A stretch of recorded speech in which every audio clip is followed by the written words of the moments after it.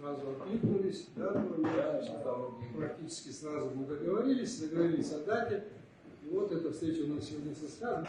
Как вам известно, может быть, вы отслеживаете, мы в Абхазии сейчас проводим ряд встреч с общественностью в разных районах и локациях нашей страны. Поэтому возникла такая идея пообщаться и здесь с нашими соотечественниками. То, о чем я говорил раньше, это неэффективность управления, государственного управления, менеджмента, раздутый госаппарат. Все то, о чем мы слышали, в принципе, с вами вот здесь, в Москве. Я встречался с вами на выборах 2020 года. Также встречались и мои оппоненты.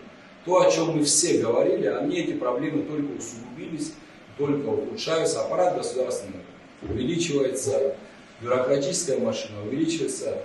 Даже не столько в размерах, о чем идет, скорость принятия решений, качество принятия решений, что в наше сегодняшнее время, на мой субъективный взгляд, является определяющим.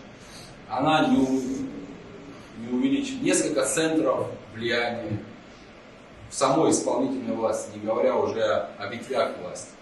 Вот яркий пример, допустим, не так давно по санаторию ПВО было принято решение правительства. Передать бизнесменам для того, чтобы они могли восстановить. Тут же, значит, через какое-то время парламент принимает решение, где эта сделка определяется, по их мнению, незаконно. Второй пример. Вот госдача Пицунда.